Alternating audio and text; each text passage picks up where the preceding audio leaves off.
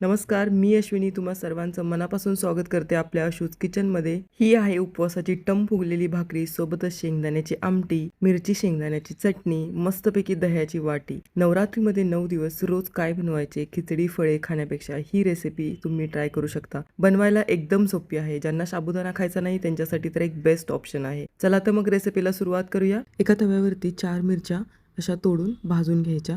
या व्यवस्थित भाजल्या की त्याच्यामध्ये 1 चमचा जिरे टाकायचे. जिरे आणि मिरच्या छान भाजल्या की त्या एका प्लेटमध्ये काढून घ्यायच्या. थोडं थंड झालं की त्या एका मिक्सर जारमध्ये ट्रान्सफर करायच्या. त्याच्यामध्ये 1 वाटी शेंगदाणे, चवीप्रमाणे मीठ, थोडीशी साखर टाकायची आणि हे सगळं मिक्सरला फिरवून घ्यायचं. ही तयार आहे आपली मिरची शेंगदाण्याची चटणी. ही तुम्ही 4 ते 5 दिवस स्टोअर करू शकता. आता बनवूया झटपट होणारी शेंगदाण्याची आमटी.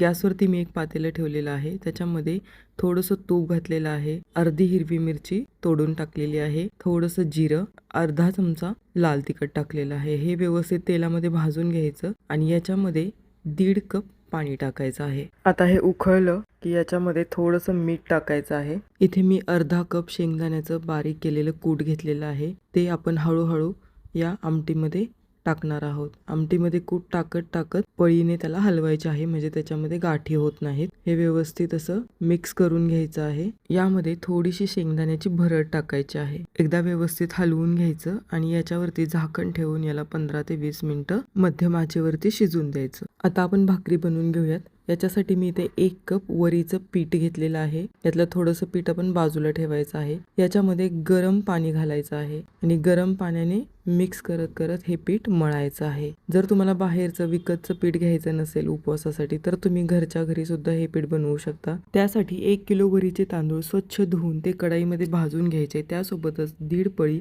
साबुदाणा भाजून घ्यायचा आणि हे मिश्रण दळून आणायचे. या पद्धतीने आपण घरच्या घरी भाकरीचं पीठ बनवू शकता. ही भाकरी बनवत असताना याच्यामध्ये गरम पाणी घातल्यास मऊसूत उपवासाची भाकरी तयार होते. हे पीठ मळताना पाणी एकदम थोडं घेऊनच हे पीठ मळायचं आहे. भाकरीचं पीठ मळून झालेलं आहे. आपण जे थोडंसं पीठ ठेवलेलं आहे ते असं परातीमध्ये घ्यायचं आणि दोन्ही हाताला लावून ही भाकरी अशी थापून घ्यायची आहे.